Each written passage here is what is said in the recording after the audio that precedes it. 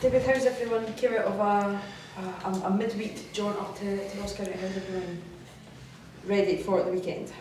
Yeah, I think today the full focus has been about recovery. This will be the third game in the week, so it's about getting the players back, recover them as quick as you can, and then we've got an opportunity with a home game to look forward to on Sunday.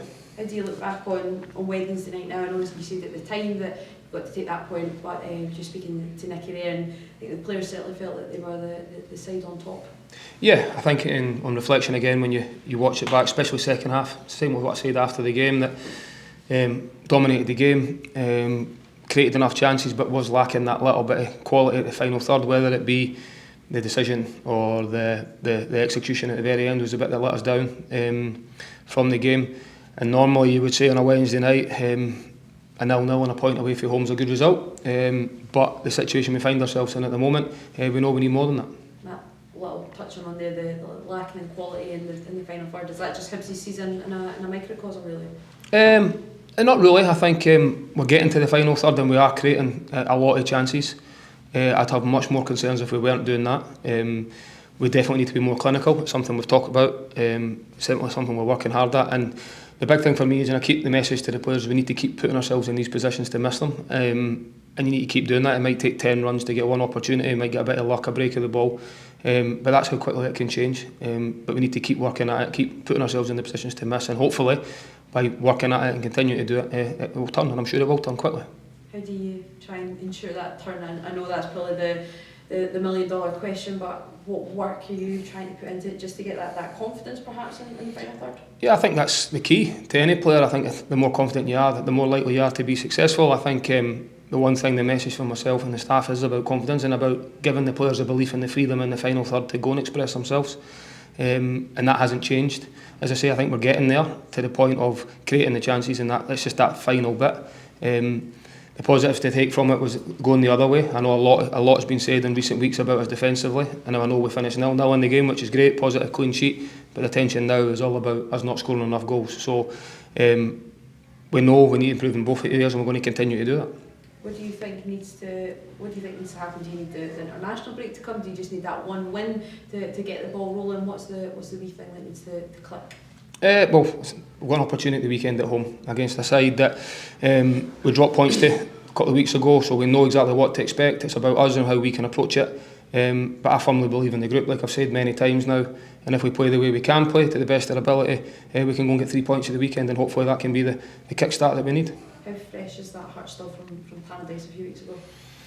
Listen, one thing you need to do is you can't worry about things you can't worry about things you can't affect. Have happened in the past. It's about moving on from it, learning from it. The benefit of playing them recently is you understand personnel, the shape, things like that. But it's going to come down to us and what we do on the day.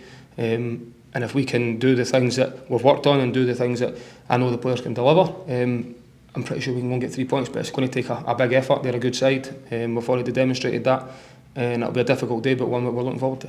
How are you finding that feeling on the touchline where you just sort of mentioned there's been a lot of attention on the back line, and you get that clean sheet, but then it's just not quite clicking up front? How are you dealing with that? How are you dealing with those feelings?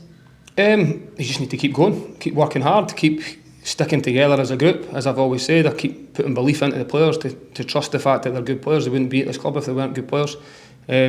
And keep giving them the confidence and belief to go and do that and deliver that, and sticking together and continually moving forward every single day in training to hopefully making it click at the weekend. Just obviously going into this game after not very long since the last time that you faced Dundee United, the fans probably will be feeling a little bit nervous. What would your message be to them? I don't know why they'd be feeling nervous. I think they'd be coming to the game with optimism, need them to be right behind us exactly as they were in the last game at the Derby. The atmosphere was fantastic, right behind the side, right from the start, and I expect it to be the same. As I said, already said, it's an opportunity for us at home to go and try and get 3 points, and it's an opportunity for the players that should be looking forward to. How much could the moods around the club change if you can pick up obviously a win at the weekend, and then you've got the next game that's at home as well? Yeah, we have got a couple of home games to look forward to. My attention's fully focused on this weekend, obviously, but sometimes that's what it takes, just one win.